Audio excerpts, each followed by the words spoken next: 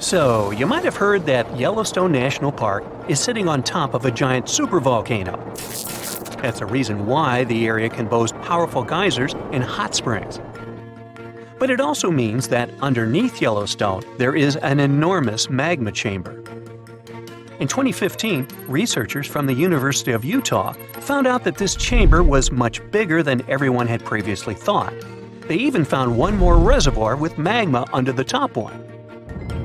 Apparently, the more spacious the chambers are, the more magma they contain. Together, the two reservoirs store a glob of magma that could easily fill the Grand Canyon not once, but 11 times. But you know the most worrying thing about the magma chambers? They tend to push against the ground above them. As a result, the land in Yellowstone rises about 1 to 2 inches a year. On top of that, Yellowstone has the status of an active volcano, and its volcanic explosivity index, yes, there is one, is 8 out of 8. Such a high number means that if this volcano erupted, it would be an apocalyptic event. To put it into perspective, the eruption of Pinatubo in the Philippines in 1991, which is considered the most powerful in living memory, was given a mere 6 on the volcanic explosivity index. Ha, loser. Now, let's figure out if there's anything to worry about. In March 2023, the University of Utah seismograph stations recorded 354 earthquakes in the entire region of Yellowstone National Park. Sounds like a lot. But keep in mind that the most impressive event of the month was a mini earthquake of magnitude 3.7. It was part of a swarm of 106 earthquakes that began on March 29th and continued until the end of the month. Yep, earthquakes apparently also come in swarms, so be aware. Experts say that Yellowstone's seismic activity is, well, kind of more active than usual, but it's really nothing serious. A geophysicist working at Yellowstone Volcano Observatory called Michael Pollan claims that the volcano won't erupt anytime soon. For this to happen, there must be enough magma ready to erupt beneath the surface. Whew. There should also be enough pressure to cause this magma to rise. But neither of these conditions exist today. According to the expert, Yellowstone is stable now. At the same time, Pollan and his team are keeping track of all kinds of underground activity, looking for warning signs of possible eruptions. Some of them can be the frequency of earthquakes and ground deformation. Thousands of mini earthquakes, coupled with extreme changes in the surface of the ground in that area, can be alarming. The team also monitors the temperature of the park's thermal features. That's another noteworthy sign of a potential disaster: park-wide changes in geyser activity, as well as gas and thermal emissions. So, despite the media claims that Yellowstone is due to erupt soon because the last eruption happened 70,000 years ago, that's not how volcanoes work. Experts say that it's one of the most popular misconceptions about volcanoes. They don't follow timelines. If a supereruption did happen, though, the most worrying thing for us would not be the lava flows, and not an earthquake that would most likely accompany the natural disaster. No, the worst consequence of such a supereruption would be ash and ashfall. Let's have a look at what it was like when the Yellowstone volcano erupted many years ago. There have been at least 3 supereruptions in the history of the volcano. The most powerful of them was 2,500 times more devastating than the terrifying eruption of Mount St. Helens in Washington state in 1980. As for the most recent supereruption, it was dubbed the Lava Creek eruption. It formed the Yellowstone caldera after spewing out an insane amount of dust, volcanic ash, and rock into the air. Recently, scientists have also learned about 2 other previously unknown supereruptions that happened around 9 and 8.7 million years ago. The younger of the 2 is now considered to be the largest recorded event of the whole Snake River Yellowstone volcanic province. Anyway, let's have a look at what was going on all those millions of years ago. Because I wasn't around then, so we're all assuming this stuff based on evidence. The first signs of the disaster appeared long before the catastrophe broke out. For thousands of years, the heat had been welling up from within the planet's insides. It had been melting rock beneath the planet's crust and leaving behind huge chambers. They were filled with a pressurized mixture of semi-solid rock, magma, water vapor, and different gases, including carbon dioxide. All this scorching underground soup was expanding since more and more magma arrived with time. The land over the volcanic system was rising upward almost unnoticeably. A year before the supereruption, Yellowstone gave a warning, a burp maybe, but that long ago there was no one who could interpret these signals. Plus, those alarming processes were mostly going on underground. For example, decompression releases gas bubbles. While bursting, such bubbles can often power particular kinds of eruptions. Months before the eruption, small-scale earthquakes became more frequent and more intense. The ground in many spots all over the supervolcano got hotter than it used to be. Surface lakes and groundwater also became warmer. If people had been around at that time, they would have noticed unusual steam fogging in that area. Not long before the eruption started, the growing pressure pushed the ground over the magma chamber up. This created a dome-shaped uplift. Narrow cracks started to open along the edges of this dome. Imagine opening a bottle of soda after you've shaken it. Something like that was happening near the volcano. Think Mentos and Diet Coke. The pressure was released through the fractures when gases were bursting out from under the surface. So right before the disaster, the ground around the Yellowstone volcano lifted. Geothermal pools and geysers heated up to boiling temperatures and got more acidic than usual. The magma started to rise toward the surface. At one point, the rock roof of the magma chamber couldn't resist anymore, and the eruption kicked off. Small but constant tremors began to move the ground days before the catastrophe. But the real shaking didn't start until several minutes before the eruption. With a deafening roar, a massive column of lava and ash hurled up into the air. Within several minutes, a pyroclastic flow rushed across the area at a hurricane-force speed. Such a flow is a liquid mixture of half-solid lava pieces, volcanic ash, and hot, expanding gases. It looked like an extremely hot, toxic snow avalanche. With a temperature of about 1,300 degrees, it was burning everything in its path. The volcano kept pumping ash for days on end. For all living creatures, ash fallout was one of the most dangerous consequences of the eruption. Volcanic ash turns into glassy cement within seconds of being inhaled. Most animals didn't have a chance to survive. Even thick trees started to collapse under the weight of this dense substance. It only took a couple of days until a thick layer of ash covered huge territories. After the ash got into the stratosphere, the temperatures all over the world started to drop. The eruption was rich in sulfur, which is an effective sun blocker. That's why it soon got so cold that there was no summer in the whole world for the next several years. Animals couldn't find food and clean water.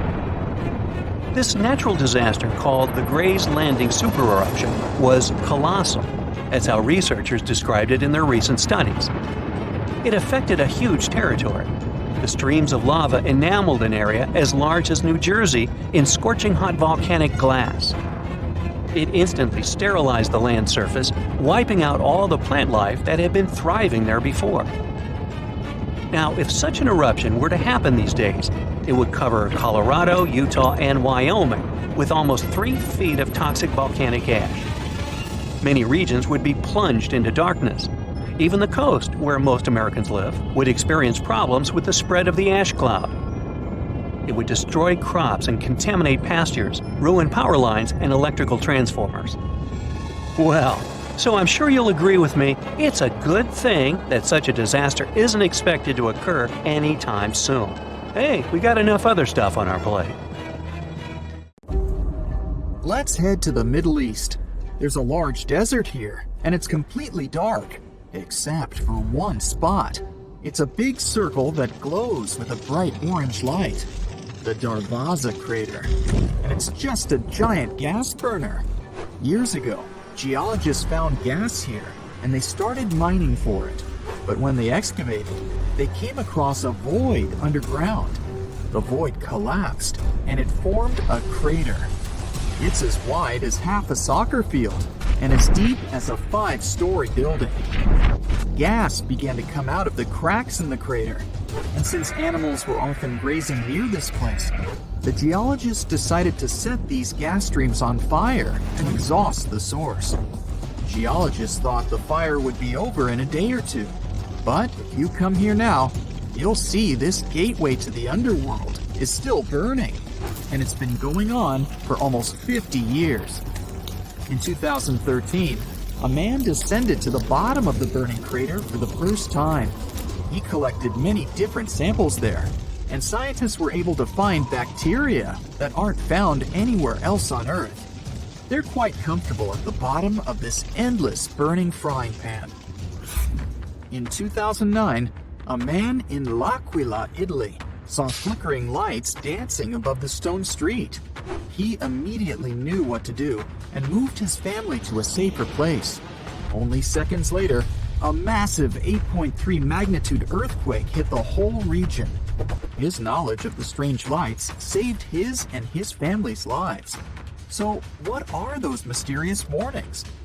For centuries, people interpreted the lights as something otherworldly. The scientific community didn't take them seriously, just put them down to a false recollection, a mind trick, or pure imagination. With the introduction of surveillance cameras and smartphones, the amount of evidence grew enormously. Now the connection was obvious. Lights appear and an earthquake hits.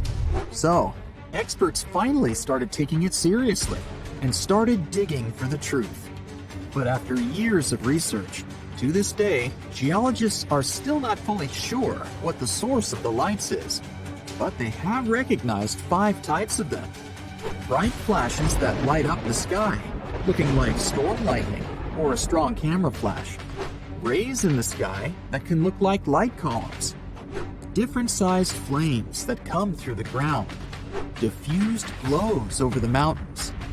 And slow-moving balls of light that can be misinterpreted as ball lightning. Another equally little understood atmospheric phenomenon.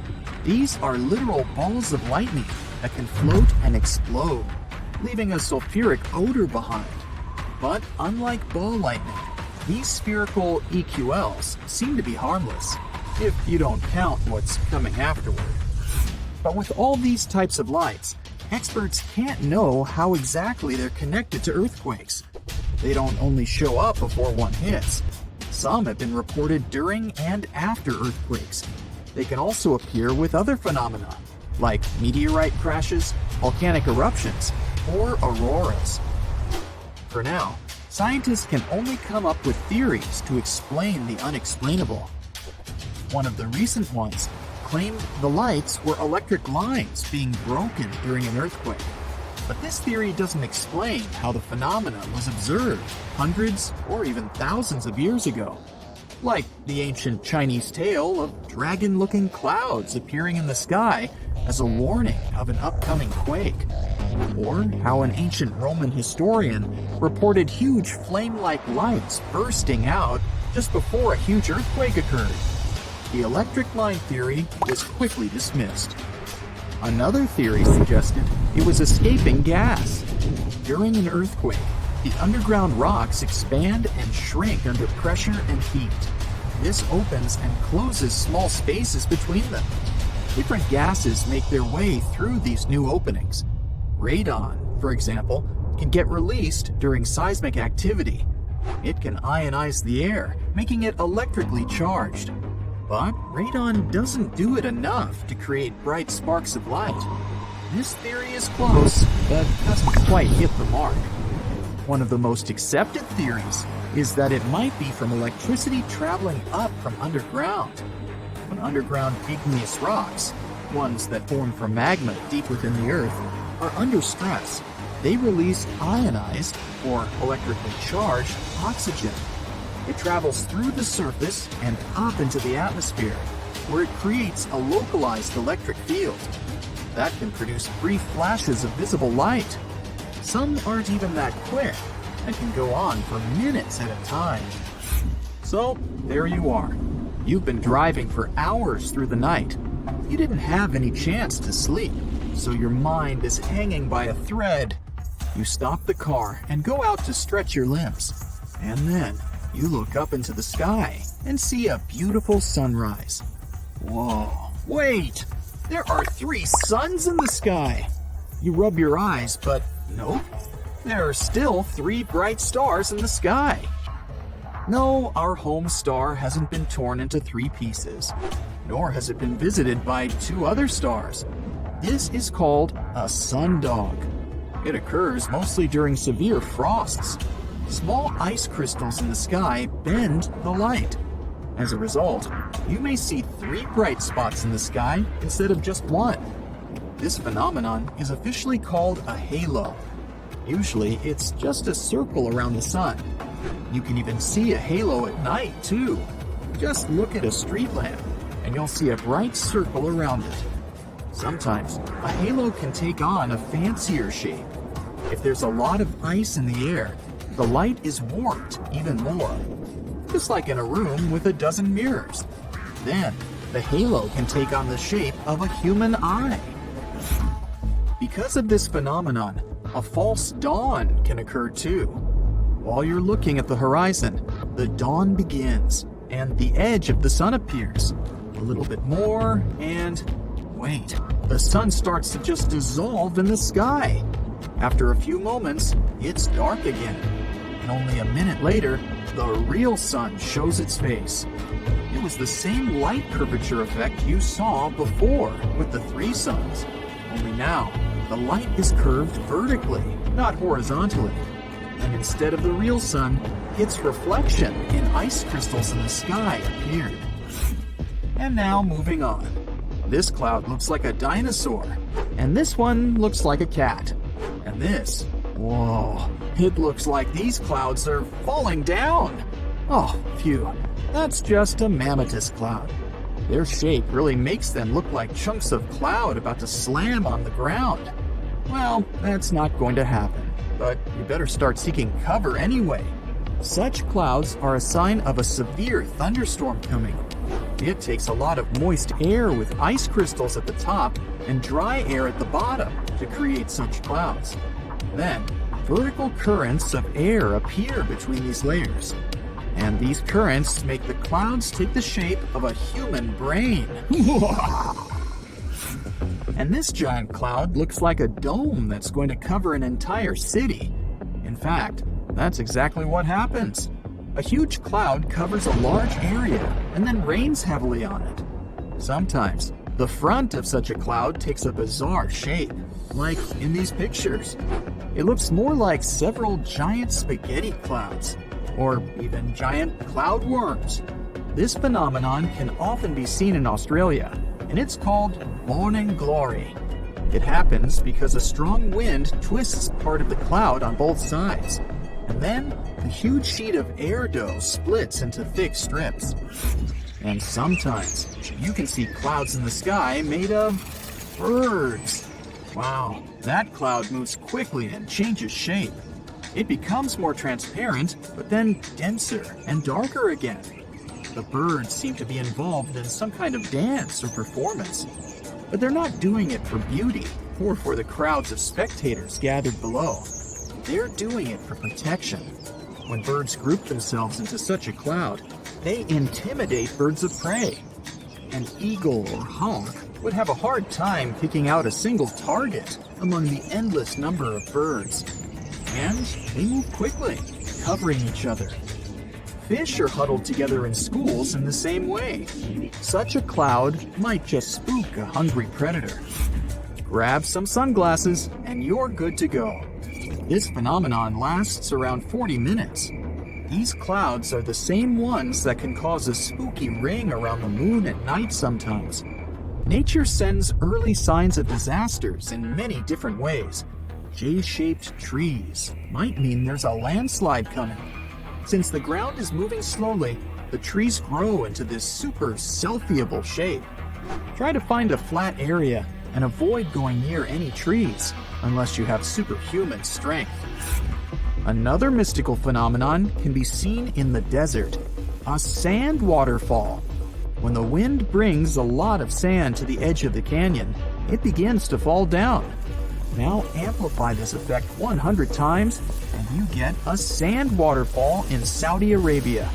It's really like Niagara Falls, only there's not a drop of water. The locals say this phenomenon warns of an impending sandstorm. You're hiking in the wilderness, looking for a safe spot to set up camp. All you can hear are leaves and branches crackling under your footsteps. Some squirrels are running up a tree over there, but suddenly, something unexpected happens. You notice something weird in the distance in between the trees. It kind of looks like a concrete structure of some kind. Weird. At this point, you're at least 20 miles deep into the woods, and there are no nearby towns or villages, as far as you know. So you decide to go off the trail with your friends to get a closer look. But as you get nearer, you realize that it's leading to nowhere. What's it doing here in the middle of literally nowhere? And it doesn't even lead to anything. You put on your Sherlock Holmes cap and investigate. So, maybe there used to be an old house or mansion here that collapsed over the years, and the only thing left is a staircase? But, weirdly enough, after circling the bizarre structure, you realize there's no trace of any ruins or even foundations. It's like someone just sliced a staircase off their house, cake style, and plopped it here for no reason. Okay? You and your friends aren't really into getting a whole lot closer. Something feels wrong. The longer you look at this weird structure, the more you feel a super creepy presence. Something tells you you should probably leave the area as fast as possible. As weird as this sounds, discoveries of random staircases, illogically found in the woods, are surprisingly common. Some are made of wood, others of brick or stone. Some look ancient, while others look like they were finished yesterday. The one thing they all have in common, they all lead to absolutely nowhere, and they're all found in super mysterious locations. One of the most famous ones is in Chesterfield, New Hampshire. A long medieval-looking staircase made of stones with Roman arches in the middle of the woods. It's believed to have been part of Madame Antoinette Cherry's castle. She was a big singer back in Paris. The castle dates back about 100 years, and it was later discovered again in 1962. This time, there was nothing but a staircase. Another mysterious ancient staircase dates back to 9,000 years ago. It's in a forest in Italy. It looks like a series of stairs that lead to a tiny platform at the top. Now, why go through all the trouble of building the thing if it leads to nowhere?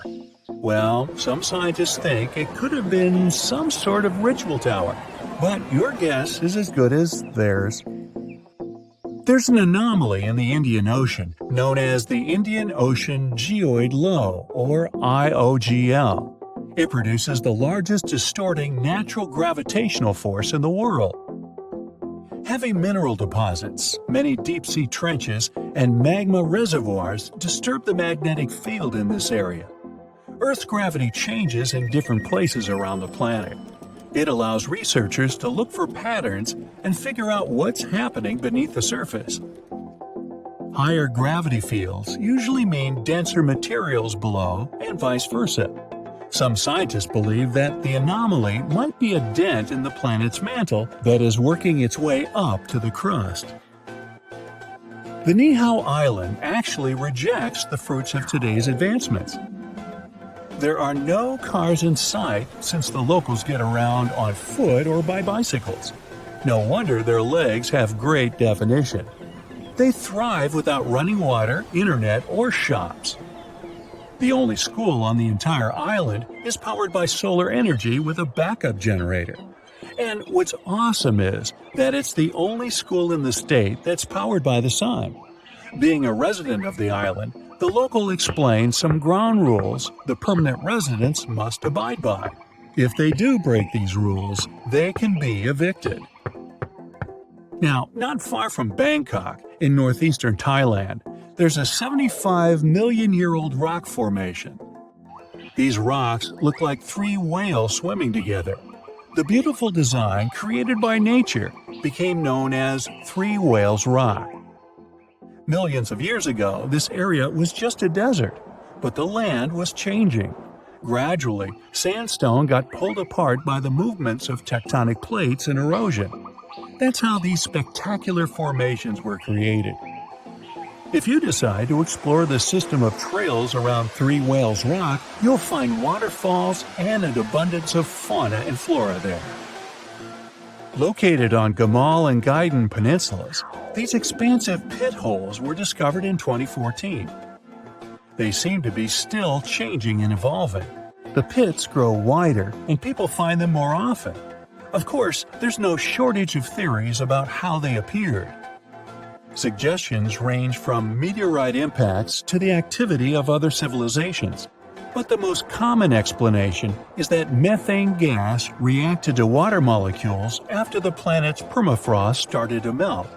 This resulted in bubbles of methane bursting through the ice. The craters could be thousands of years old, but nobody knows for sure. You're driving to the state of New Mexico, to the small town of Taos. 2% of the locals hear a strange buzzing in the air every day. Some residents believe the sound is somehow connected with technologies used by guests from other galaxies. Ooh. Also, there is a theory that something sinister lives in the town. They say Taos is cursed. An evil spirit or a phantom punishes people for something their ancestors did in the past. Scientists still can't explain the nature of this sound. Another theory says it's caused by unusual acoustics of the location, while others think the buzzing is a hallucination. Some can hear it because everybody talks about something, and our minds create an illusion of the sound that doesn't really exist. The sound isn't the same for everyone either. For some, it's a low hum. For others, it's more of a buzzing sound. But this is not the only place where you can hear the strange noises. It's called the hum, and people worldwide claim to have heard it. Some dwellers of a small village in Scotland describe it as a low, thick hum, while some residents of Florida heard a similar sound too. It's not exactly known where this phenomenon appeared, but the first time the media started talking about it was in the 1970s in England. Also, there are written records of a mysterious buzzing dating back almost 200 years. According to some estimates, only about 2% of people on the planet can hear the hum. Perhaps their ears pick up some low-frequency waves, or the reason is something else entirely. Maybe, just maybe, they hear humming because the person doing it doesn't know the words to the song. Yeah, that joke is also 200 years old. A volcano in Indonesia spews bright blue lava and produces electric blue and purple flames. This phenomenon occurs because the volcano has some of the highest levels of sulfur in the world. You can also know you're near it by its foul stench. But I digress. And when sulfuric gases interact with scorching hot air and get lit by the molten lava, they turn blue. You can also find the world's largest acid lake inside this crater. Yep, it's a real stinker. Underwater rivers and lakes are called brine pools for a reason. High salinity makes the water in them denser than the seawater around. That's why it sinks to the bottom, forming rivers and lakes. Those have waves of their own, and these waves can sometimes lap up against the shorelines. If you went down there in a submarine, it would easily float on the surface of a brine pool. But without a submarine, swimming in such a lake would be too risky. They contain too much toxic methane and hydrogen sulfide.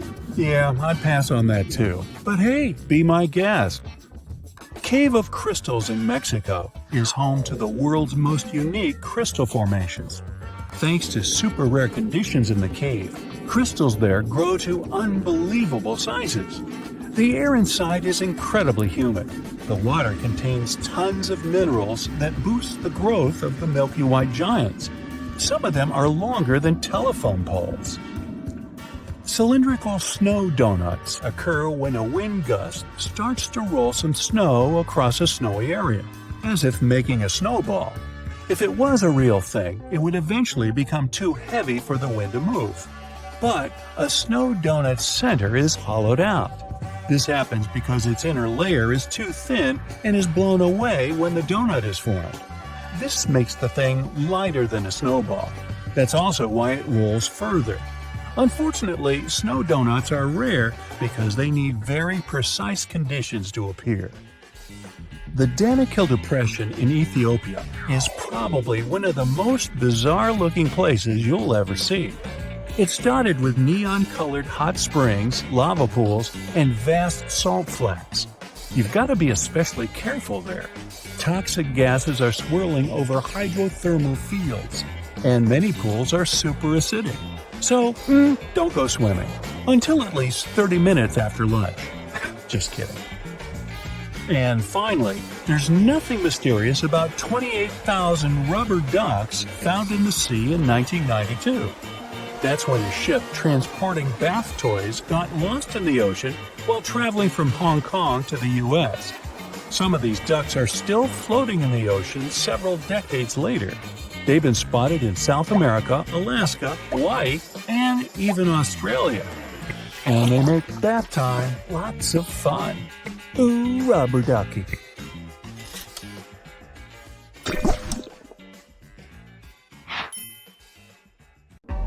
You're in the Atacama Desert in northern Chile, one of the driest places on Earth.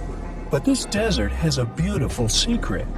Every 3 to 5 years, flowers pop up out of nowhere. It's so famous, it's also called the flowering desert. Seeds lie around in the ground just waiting for some rain. When the desert gets enough water, about 200 types of flowers sprout up. The yellow sands of the Atacama turn purple, white, green, and even pink. Another mystical phenomenon that can be seen in the desert is called a sand waterfall. When the wind brings a lot of sand to the edge of the canyon, it begins to fall down. Now amplify this effect 100 times and you get a sand waterfall in Saudi Arabia. It really is like Niagara Falls, only there's not a drop of water. The locals say this phenomenon warns of an impending sandstorm. Fairy rings, also known as elf rings or pixie rings, are mysterious circles of mushrooms that appear in grasslands and forested areas. There's a lot of debate about why these fairy rings form a nearly perfect circle. Some superstitions claim that fairy dances would burn the ground, causing mushrooms to rapidly grow. In southern India, between July and September 2001, people witnessed one of the strangest weather phenomena in recorded history. The rain was red. What many would have thought to be a typical rainstorm left them shocked. The color was bright enough to stain clothes. There were other colors too, such as green, yellow, brown, and even black. In the middle of a monsoon, red rain started to fall, and so did periodically for several weeks. Researchers have found this unusual rain is stained either by dust or algae, so don't try to catch any on your tongue. Scientists aren't entirely sure how the algae got all the way up there. This does make events like this a little unsettling. Now, people who live in rural central Norway over the Hessdalen Valley can often witness floating lights of white, yellow, and red cross the sky. The lights appear both at day and night, and once back in the 80s, the 1980s, they were spotted 15 to 20 times in a single week. The Hessdalen lights can last just a few seconds, but sometimes they can last more than an hour. The lights move, seeming to float or even sway around. Some scientists believe that the reason for these lights is due to ionized iron dust. Others say it's a combination that includes sodium, oxygen, and hydrogen. Many people claim they're just misidentified aircrafts. Norway! Snow donuts are one of the rarest meteorological sights to see, with perfect weather conditions needed just to create them.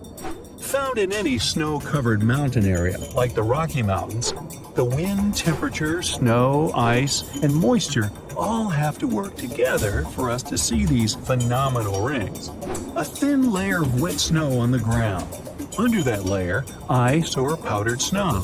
Then, a strong enough breeze to roll the donut down a hill, just like a snowball. Once it stops rolling, it can be the size of a baseball or as large as a car tire.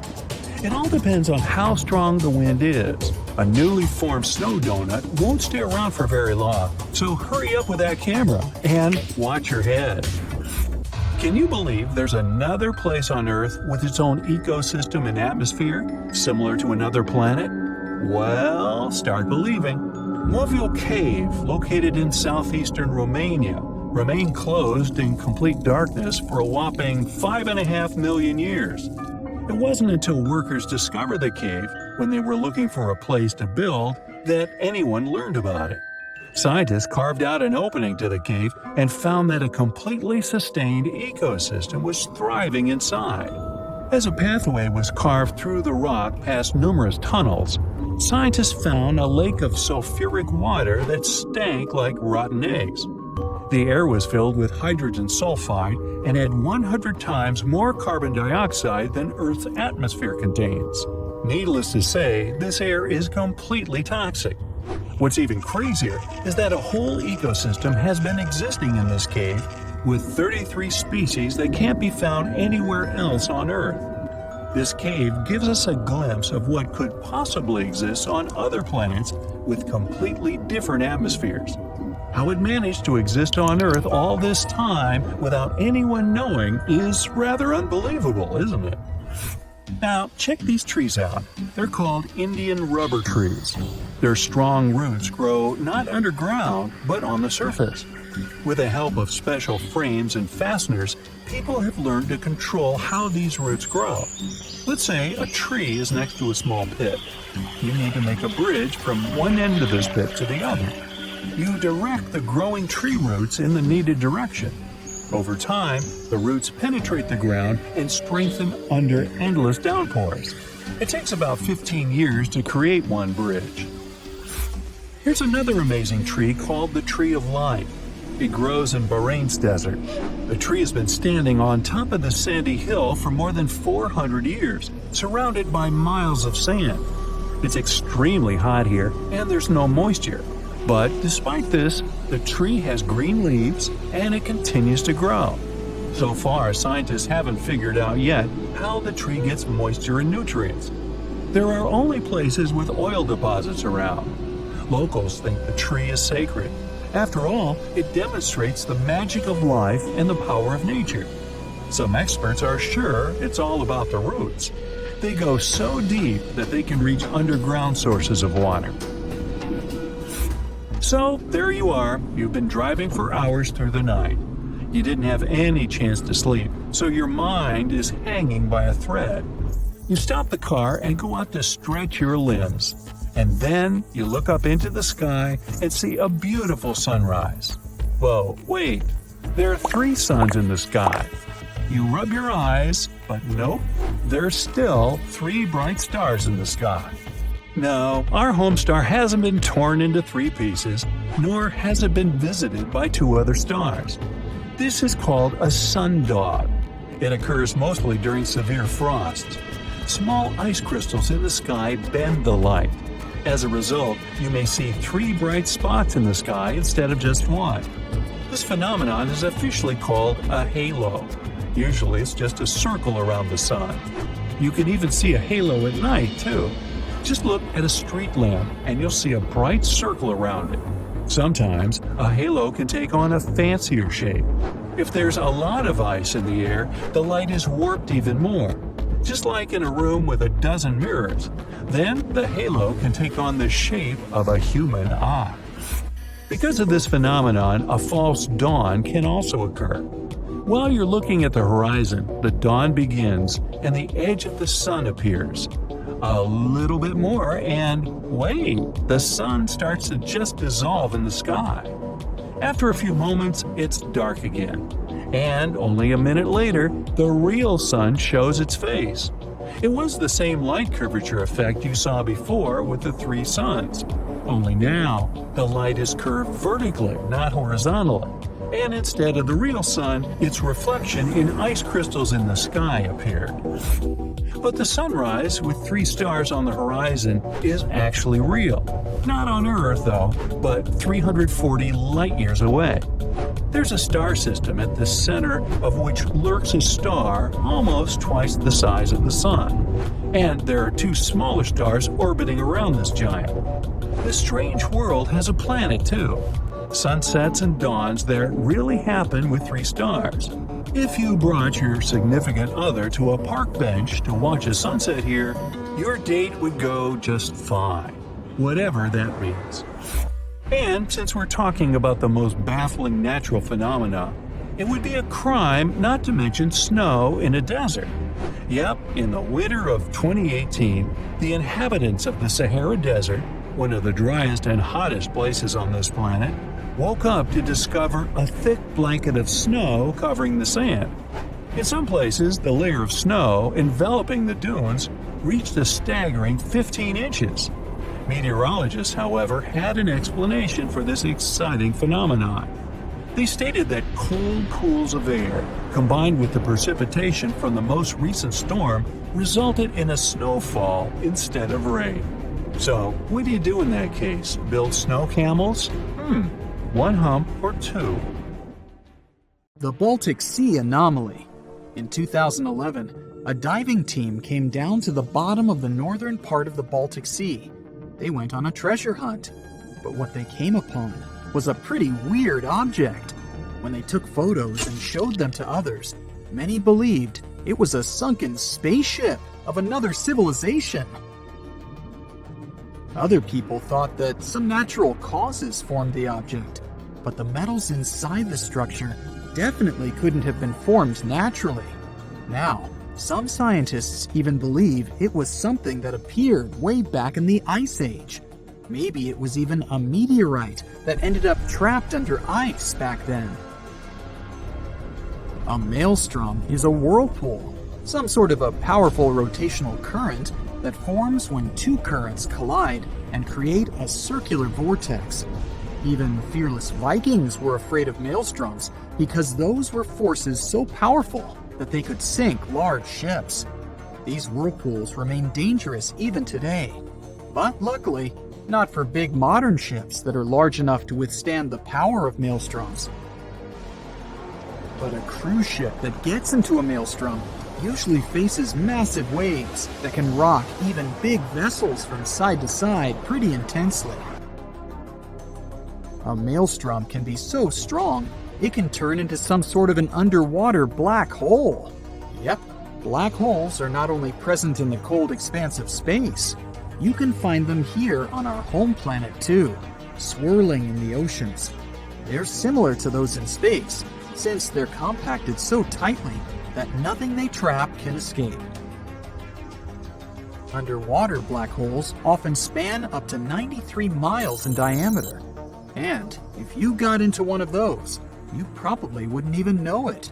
These black holes act like vortices, but because of their size, even professionals can hardly see their boundaries. Here's something relaxing. Next time you go to the beach, pay attention, and maybe you'll see an optical phenomenon called the green flash. You can see it shortly after sunset or right before sunrise.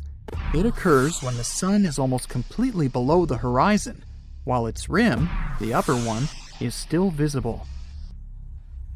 For just a second or two, that upper edge of the sun will appear green. It's because you're looking at the sun through thicker parts of the atmosphere as it's moving down in the sky. As it's dipping below the horizon, light refracts, or bends, in the atmosphere and gets dispersed. Wait for a clear day with no clouds or haze on the horizon to see this phenomenon better. You've been looking forward to a nice swim, only to realize that the water in the ocean is red? Better avoid going in. Florida is known for its red tides. It occurs when the concentration of specific microscopic algae is higher than normal. Thousands of species of algae in marine and fresh waters are mostly harmless to animals and humans. They even help us, since they're an important source of oxygen. But some, like the algae that makes the ocean red, can be extremely dangerous for marine animals, like sea turtles, fish, and seabirds. This kind can grow out of control and produce neurotoxins harmful to humans, especially those who have some respiratory issues. Such people should avoid red tide areas, especially when winds are strong enough to push the algae toward the shore. Volcanoes can spew poisonous gas, ash, and red-hot lava. Those are the most obvious dangers most of us already know about. But submarine volcanoes can be very tricky in their own way.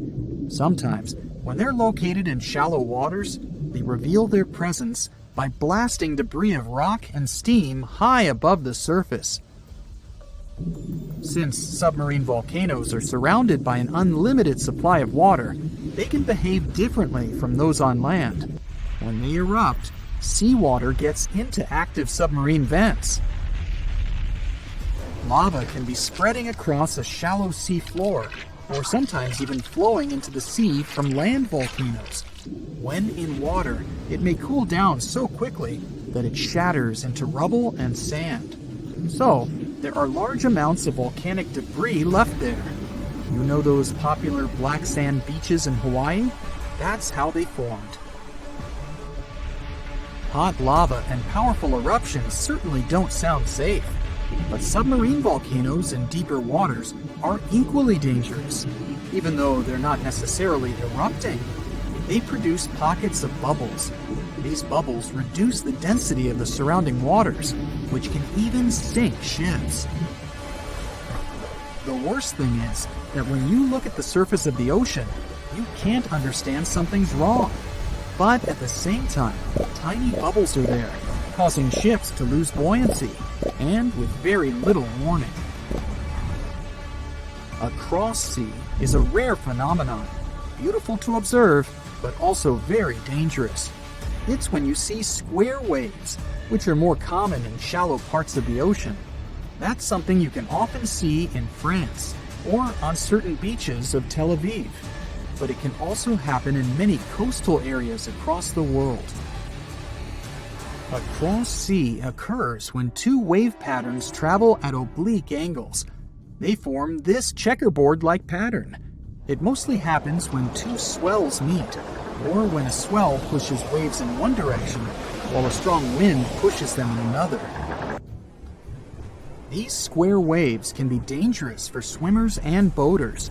The waves produced by strong ocean currents can be pretty unpredictable and tall, sometimes up to almost 10 feet. This phenomenon is sometimes called white walls. These waves can be so powerful that they can turn over even big boats. If you fill a clear glass with some ocean water and take a closer look, you'll see it's full of very small particles. Seawater contains dissolved salts, fats, algae, proteins, detergents, and other bits of artificial and organic matter. If you shake that glass, you'll see tiny bubbles forming on its surface. That's how sea foam forms when waves and winds agitate the ocean. When you see thick sea foam, algal blooms might have caused it. When big blooms of algae fall apart in the sea, large amounts of that matter move in the direction of dry land.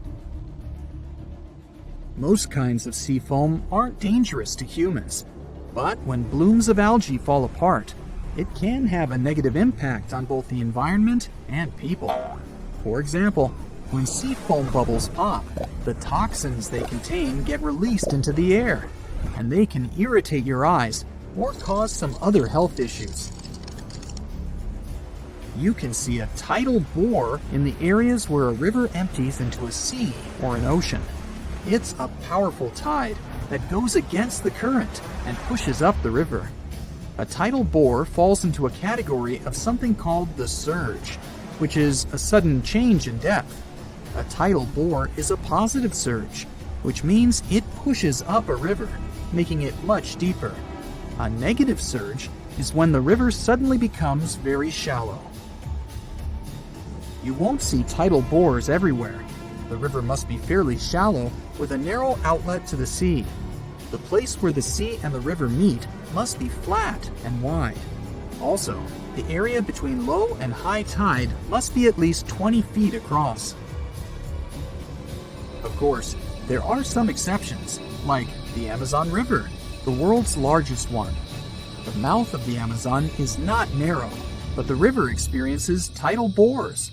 That's because its mouth is shallow and has many sandbars and low-lying islands. The tidal bore is so strong there that the river doesn't even have a delta. Its sediment goes directly into the Atlantic Ocean, where fast-moving currents take it away. A tidal bore is often unpredictable and can be extremely rough. In many cases, it changes the color of the river from greenish or blue to brown. It can damage vegetation or even tear trees out of the ground. So, recreation sports like kayaking and river surfing can be hazardous in these areas. Even if you just want to take a look at a tidal bore, be careful. Tidal waves can sweep over lookout points and drag whatever or whoever is there into the churning river. The liquid rainbow, or the River of Five Colors, exists, and it's located in La Macarena, Colombia. Here, you'll be able to see red, yellow, green, and purple waters flow down the river. And the color depends on the water or light conditions. The Macarenia clavigira, an aquatic plant, is the one responsible for this beautiful natural phenomenon. It latches onto the rocks found in the riverbed and gives the river that particular reddish hue. It also helps that the water here is really clear, since there are almost no nutrients or other small particles. The hottest place on Earth and the lowest point in all of North America is called the Death Valley. While traveling there, you may be tricked into thinking you're suddenly surrounded by ice. But that's not frozen water, it's actually salt. As rain mixes with minerals, they dissolve the outer layer of rocks surrounding the area. When the water evaporates, we're only left with the salt. This surreal landscape becomes even more striking once you see the dunes. They only account for a small portion of Death Valley, but are some of the most memorable sights, some rising over 680 feet. Should you ever be at the top of the dunes, you may be lucky enough to experience one of the strangest wonders of the desert: singing sand. Truth is, we've yet to fully understand this phenomenon. One explanation could be that the sand that slides down the dunes actually creates this sound because of the friction between its grains. When listening to it, it's similar to an airplane flying in the distance. This is one of the few places on Earth where the sand makes such a loud noise that it can be heard by visitors, along with the Namib Desert in Africa or the barking sands of Hawaii. Earthquake lights can appear before, during, or immediately after an earthquake. These white and blue lights generally last for just a few seconds, but you might catch one of those rare 10-minute ones too at times. It's difficult to study this natural phenomenon because earthquake lights seem to appear at different distances from the epicenter of the earthquake. Sometimes they happen directly over the epicenter, other times as far as 250 miles away. What we do know is that they only happen when the earthquake is strong enough, a Richter scale rating of 5.0 or above. It may have something to do with the release of ionized oxygen by the breaking of certain stone types. This unusual occurrence is called the Hessdalen lights and only happens on a small patch of land in Norway. They were first noticed in the 1930s. They also neither hover over the valley or move at great speed, lasting just a couple of seconds. They are rainbow-colored patches in yellow, white, and red. On average, people have seen them between 10 and 20 times per year. The rare element called scandium might be responsible for this weird phenomenon. The Hessdalen lights might be the effect of it combusting with deposits of hydrogen, oxygen, and sodium. This solar phenomenon makes vertical objects look like they have no shadows in broad daylight. For this to happen, the sun needs to be at a 90-degree angle directly above our planet. It's called Lahaina Noon. It translates to cruel sun in Hawaiian. To see it, you'll need to visit any location like Singapore, Nicaragua, and parts of the Philippines that has a 0-degree latitude. In any of these places, you can enjoy Lahaina noon twice a year. People can see a clear reflection of the sky in the waters of Sasaran Beach, Kuala Lumpur, twice a month. That's because the tides are the lowest during the new moon and full moon days. The thin layer of water stretches across the smooth sand and makes it look like a mirror.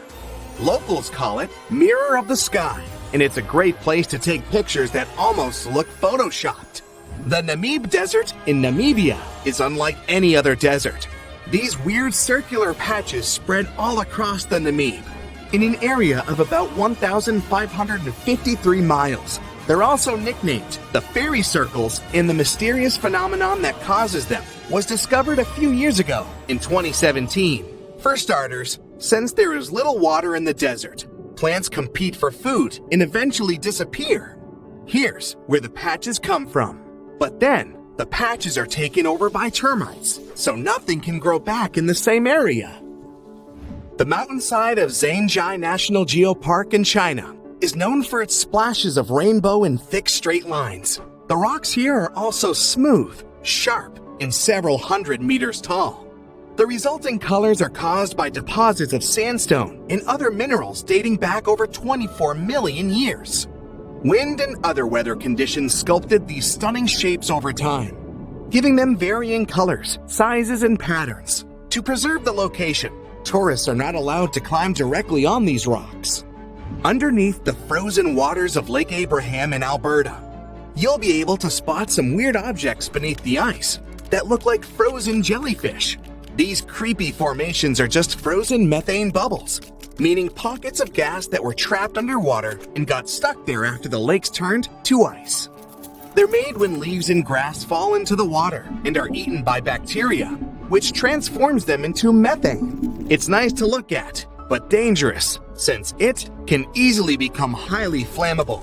When the temperatures rise during the spring, the ice melts and these gassy bubbles pop and fizz. It's a spectacular sight. Just remember not to have any fire source nearby. Scientists have found these types of methane bubbles out there stretched over 3,000 feet long areas. The Kjærug Bolton boulder got trapped there during the alternating melting of Norwegian glaciers in the flooding of the valleys. It's become a popular hiking location and an even more popular one for taking pictures. Visiting it does take you more than 3,280 feet high. These are lenticular clouds, and they create a lovely illusion. If you look at them, you might think they look like mountains that are somehow wearing white, fluffy hats. These clouds are most common where strong, wet winds blow over harsh terrain. Mount Fuji is famous for its lenticular clouds, but they were also seen at Mount Rainier in Washington and Mount Errigal in Ireland. This forest of giant limestone spikes is called Singi, which translates to where one cannot walk barefoot, or walk on tiptoes, for people living in Madagascar. To see these needle-like formations from this national park, a bridge was set in a place where tourists can walk across, covering more than 580 square miles. This forest has some rock pinnacles reaching over 2,500 feet high. In the colder season, New York's Letchworth State Park, sometimes called the Grand Canyon of the East, has its own phenomenon. Water from a natural spring-fed fountain freezes mid-flight, making a sharp ice volcano. It also grows larger and larger as winter days pass, sometimes growing as tall as 50 feet. Seleniceurus grandiflorus. Let's leave it on the screen for now. Right. This one looks like a wilted cactus on any given day. But on one magical summer evening, this mysterious plant makes up these vanilla-scented white blooms. Unfortunately, it only lasts until the next morning. For botany enthusiasts, there is an annual show at Tucson's Tohono Chul Botanical Gardens, which features the largest collection of such plants. The annual show is quite tricky to organize too, since the bloom can only be predicted on the day it happens. To witness a rare, golden waterfall, you'll just have to drive out to Yosemite National Park at the Horsetail Falls. Plan your trip in winter or early spring, That's the only time during the year when this weird phenomenon can be spotted. It's nothing more than sunlight, at dusk, hitting the waterfall in such a unique way that it makes it look like a river of lava, or gold, the viewer's choice. That's the reason why during this time of year, the Horsetail Falls is also named the Fire Fall. This site is becoming less and less visible in recent years because of drought. Now picture this. You're watching a volcano erupt, which is a scary view by itself. But suddenly, you notice ominous bright flashes lighting up the sky over the volcano. It takes the nightmarishness of the experience to a whole new level. One causes static electricity, which occurs when dense ash particles rub together not very high above the ground. The other source of volcanic lightning is high above the surface, near the stratosphere, where chaotically moving ice crystals set free powerful jolts. Salar del Uyuni feels like you're standing on top of a large mirror, but it's actually a salt flat of more than 4,000 square miles. It's located in Bolivia, South America's highest elevated country. This natural mirror is a remnant of prehistoric lakes that had evaporated a long time ago. Even though it may look flat, GPS technology proved that some of the landscape has some little defaults that are all less than an inch small. The place is so bogged that it has around 10 billion tons of salt. If you get there at the right time, some of the nearby lakes overflow with a small layer of water, which acts as the mirror of the sky. Many locals extract salt and lithium from there. Don't forget to pass by the world's first salt hotel when you visit. You can find a real rainbow mountain in Peru. Scientists still can't explain it. The colorful peak is hard to reach, but seeing the blue, red, green, yellow, and pink colors in nature is something to remember. Now, what looks like frozen flying saucers is, in fact, pockets of highly flammable and combustible methane gas. Trapped underwater, it forms psychedelic landscapes and stunning patterns.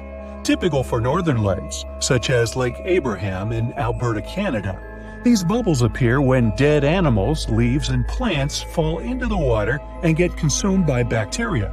These bacteria later excrete methane gas. Wow, I can smell it from here.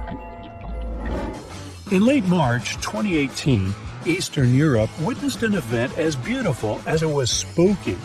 Skiers glided down tangerine slopes under the red-tinted sky.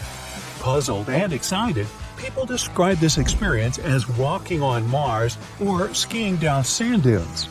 But however mysterious this phenomenon seems, it has a disappointingly simple explanation.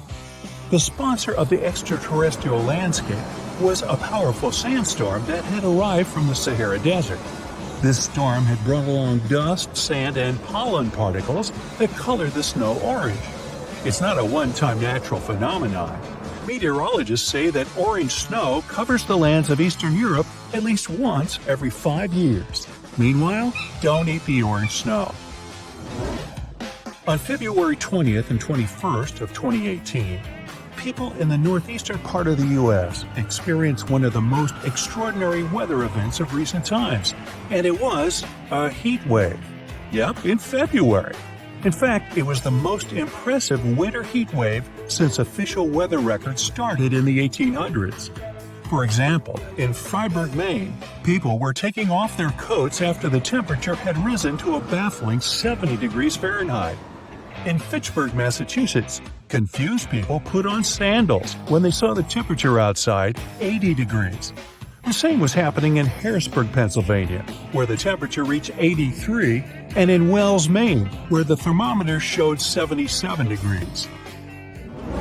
Now, around 11,000 years ago, in present-day Turkey, with no cities or metal tools whatsoever, some incredibly skilled craftsmen completed Göbekli Tepe. How they managed to chip and lift limestone blocks 3 times as heavy as a T-Rex, and what they symbolize is still unknown. Ooh. One mind-blowing fact about Devil's Tower in Wyoming, USA, is that scientists can't explain how it came to existence in the first place. You see, It's an 867-foot rock formation with walls so steep they're basically vertical. This piece of stone just arose amid the rolling plains of Wyoming with nothing like it for miles and miles around. So how is it that such a flat landscape could have suddenly given birth to something so tall? Theories abound, but nobody has the answer yet. Croatia's Plitvice Lakes National Park is a major tourist attraction and a World Heritage Site, with many unique animals and plants teeming around. It looks like an epic movie set, with infinite waterfalls flowing from every direction and the clear lakes all around. In the mid-1980s, a scuba diver discovered the Yonaguni Monument off the coast of Japan. Scientists are positive this collection of structures is thousands of years old, but they still can't decide if it's natural or man-made. In case it proves to be an ancient city, the new mystery is what lost civilization built it and how did it make it to the bottom of the sea? The shape and formations of these rocks aren't a result of some human's work. They were created by intense volcanic eruptions. Scientists are still confused why the Giant's Causeway in Ireland is shaped in such a weird way. Back in 1812, for an unknown reason, an English farmer paid a local painter to remove tons of soil on a hillside and fill the contours with chalk. The painter ran away with the money, so the farmer had to pay a second time to get the Alton Barnes White Horse finished. Black Falls in Iceland get their name from the dark lava columns surrounding it. The base of the waterfall has sharp rocks. The entire structure was the inspiration for Icelandic architecture seen in some of their famous buildings. You can see hair ice in the forest on a humid winter night. Resembling cotton candy or a white hair wig, unusual ice crystals grow on rotting wood. Unfortunately, this beauty melts as soon as the sun comes up. Only recently have scientists discovered what creates hair ice. All this time it was, are you ready? Fungus. Yep. It allows the ice to form super thin hairs and helps them to support this form throughout the night. When this particular type of fungus isn't present, instead of fragile hair, ice forms a crust-like structure. Now, one of the most common causes of wildfires is lightning from thunderstorms. But have you ever heard of a wildfire that triggered a thunderstorm? Well, now you know. It happened on May 11, 2018, not far from Amarillo, Texas. Then, the super powerful Mallard fire not only created a massive dense cloud high in the air, its heat also caused a violent thunderstorm that later dumped tons of quarter-sized hailstones 60 miles away in Wheeler County, Texas. Carhenge is the weirdest landmark of Nebraska. Its author studied the real Stonehenge and created his own version out of old cars as a tribute to his father. Some cars stand like monoliths. Others are connected into arches. When asked why he did all this, the creator of the construction said, "Why not?" Another Stonehenge look-alike was found on the bottom of Lake Michigan in 2007. There's a group of rocks in a circle and carvings of a mastodon.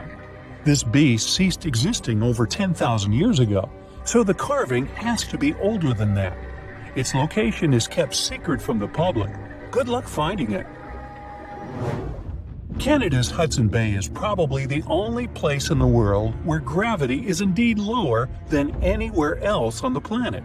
Even skeptics can't smirk at it because the difference has been measured with precision equipment. So, does it mean that the gravity here is as low as, say, on the moon? Unfortunately, or is it luckily, I'm not sure yet. The difference is minuscule. The exact value is 0.005 or 1/200%. You won't be able to feel it even if you try your hardest, but it's still there. Scientists say this anomaly exists because of the ice sheet that covered the area about 10,000 years ago. It compressed the rocks so much that they still can't fully recover, shifting the gravitational field in Hudson Bay. Sometime in the future, though, the gravity will return to normal in this area as well. In 2010, fossilized fish were uncovered 250 miles west of the Nile River, where the Sahara Desert was as arid as ever. This chance finding led scientists to believe there could have been a sea where the Sahara is now. So they conducted a geological survey of the area, and it yielded unexpected results. They found evidence of something huge under the sands, and it wasn't part of any sea at all. For several months, the research continued with GPS equipment on land, and later, when all the ground data was collected, scientists took a look at the area from a satellite. The view was astounding. It turned out there was an enormous basin underneath the desert, with another, smaller one nearby. Along the shores of these basins, ancient human settlements had been found previously, and now the researchers finally had the answer as to why exactly they had chosen those spots to live. There had been a lake of impressive proportions, over 42,000 square miles of fresh water in total, about half the size of Lake Michigan. You feel some rumbling from below. No, it's not your tummy. It's low and ominous. You look up and see strange lights hanging above the ground. They look like shimmering balls of light hovering high up in the sky. Your throat goes dry and you gulp. That's what they call the earthquake lights. This phenomenon is poorly understood, but witnesses say they've seen it in different shapes and sizes. It could be in the form of light balls, sheet lightning, streamers, and a steady glow in the sky. Soon after, a strong earthquake follows. Scientists can't explain why those lights appear, and they don't always do either. Some believe that's a reaction of underground gases released into the atmosphere. Sure enough, an earthquake begins. But lucky you, it's not as strong as you expected. The ground is shaking, but you even manage to keep your balance. It stops as abruptly as it began, and you walk home. On the way home, you see a flash and hear a whip crack. Lightning has struck a lone tree near where you just stood. It's caught on fire, and there's a column of flames rising to the sky. Still no rain, and the pillar becomes taller and taller. Have you heard of such a thing as a fire tornado? These phenomena occur when the wind is caught in a circle close to the ground because of the difference in air pressure. Such mini tornadoes are usually easy to notice. Small rubble, dust, sand, and leaves rise into the air and start flying in rapid circles. But then, if there's a source of fire nearby, the funnel can catch it and blow it stronger, like bellows. The flames go round and round, reaching ever higher and eventually creating a swirling, blazing tower. Luckily, fire tornadoes are short-lived and don't normally cause much damage. But don't try to hide from the storm under that tree. You can find this unusual plant in Florida and in some parts of the Caribbean coast. Externally, it doesn't look special at all. A gray trunk, green leaves, and fruit similar to small apples. What you must remember is never to pluck these apples and never stand next to the tree, especially if it's raining. This is the manchineel tree, which is considered the most dangerous in the world. Its trunk, bark, branches, and fruit contain poisonous juice. One drop of this corrosive acidic liquid can harm your skin a lot. The tree can secrete this juice, and if you accidentally touch it, you risk burning your hand. When it rains, water droplets fall on the tree and mix with the poison. Water can also bounce off the bark and get on your skin. That's why you shouldn't stand nearby either. There are almost no other shrubs or mushrooms growing around. Animals avoid these trees, and people don't chop them and don't pluck the fruit. You can't make a bonfire from their branches. Burning wood emits poisonous smoke that can damage your eyes. Locals know this tree well, but tourists and travelers might accidentally get harmed. That's why most manchineel trees are marked with paint or have a warning sign. In western Venezuela, Locals living close to the Catatumbo River aren't afraid of lightning because they see it almost every single night. It starts at around 7 o'clock and doesn't stop until dawn. The everlasting Catatumbo lightning did once stop for a few months, from January to March 2010. It was probably due to drought, or maybe the charge ran out. In 1991, a scientist suggested that the phenomenon happens because of cold and warm air currents meeting in the area. Another theory is that the lightning could be due to the presence of uranium in the bedrock. Not all lightning happens inside clouds. There's a rare phenomenon called a dirty thunderstorm. The lightning happens above a volcano. The most famous is in Japan. It erupts almost every day and spits black clouds high into the air. So it's super scary volcano clouds plus lightning. Whoa! Regular lightning happens during a storm when ice crystals bump into each other. In a dirty thunderstorm, bits of volcanic ash collide, create friction, and spark up the sky. In the hottest and one of the driest places on Earth, Africa's Danakil Desert, temperatures often rise above 120 degrees Fahrenheit. The out-of-this-world landscape has many active volcanoes and geysers that spit out toxic gases like chlorine and sulfur.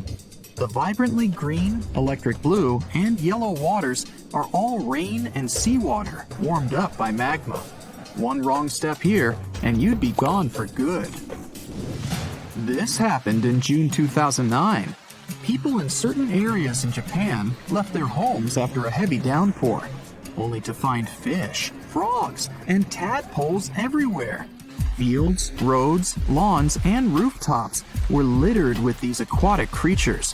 One man was shocked to see 13 carp on and around his truck. Apparently, he stopped to count them. No one knows for sure where the bizarre rain came from, but the most popular theory claims that a powerful water spout picked up all these creatures. Then it carried them through the upper atmosphere and dropped the animals on the unsuspecting people below. And now, welcome to Abraham Lake in Canada. It's completely frozen. You step onto the transparent ice and look down at what lies beneath. No fish, just some mysterious frozen bubbles. They look like small clouds frozen in ice, or jellyfish who forgot to pack a winter jacket. There are thousands of these little bubbles made up of methane. But don't try to dig a hole in the ice to touch it. Methane is highly flammable. It's created by methane-producing bacteria that eats leaves, grass, insects, or any other organic stuff that gets into the lake. When the methane touches the frozen water, it turns into tens of thousands of frozen little balls. When the ice melts, they burst open and sizzle. Similar lakes can be found near some shores of the Arctic Ocean. There, the size of the bubbles can reach several times the size of hot air balloons. Beautiful for sure, but not exactly safe. The next shocking lake is in Indonesia, the island of Java. You come to a majestic volcano, overgrown with grass and trees.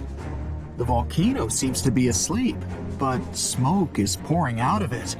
You climb to the summit. Exhausted, tired, sweaty, you're ready to cool off. Nice work, you made it to the top. You look into the mouth of the volcano. No boiling lava, just a beautiful, bright, turquoise lake down there. It looks like an oasis. Perfect time for a refreshing dip. You run down and get ready to jump in. But that's not water, that's acid! Sulfurous gases get into the lake from under the volcano. The lake itself is full of metals. When the gases touch them, they form that beautiful turquoise water. Acid. Better head back to the nearest village, rest, and come back at night when it's cooler. In the dark, the lake seems to glow. Right above it, you see light-filled, exploding little clouds. The sulfurous gases rise out of the lake, combine with the air, and flash bright blue. Still, don't get too close. The sea turns sinister red, and no living being can survive in it. Must be some dark magic. In fact, it's tiny algae that spread uncontrollably, giving the water this specific tint called the red tide. They have toxins that destroy sea mammals, birds, and turtles, as well as creatures that feed on them. For humans, contact with it ends in breathing problems or seafood poisoning. Sometimes even huge ships sink in the open seas for no visible reason. That reason is often the pockets of bubbles that underwater volcanoes produce even while they're sleeping. Those productive magma factories are hidden under 8,500 feet of water. When they wake up, they act just like land volcanoes, and they can cause destructive tsunamis. This tree looks like a bottle. No wonder it's called the bottle tree. It grows in Namibia and attracts many tourists. But don't get too close to the tree because it's one of the most dangerous on Earth. Milky juice flows inside the trunk. It's highly toxic to the human body. On the bright side though, the trees have beautiful pink-white leaves with a red core. There's a tree growing in Western Australia that was once used as a prison. A cell for criminals existed inside the Boab prison tree for a long time. People were usually kept there temporarily, just for one night. After that, they were taken to their final destination. The prison was built more than 1,500 years ago and has been perfectly preserved to this day. Tourists visiting this place can sneak a peek inside.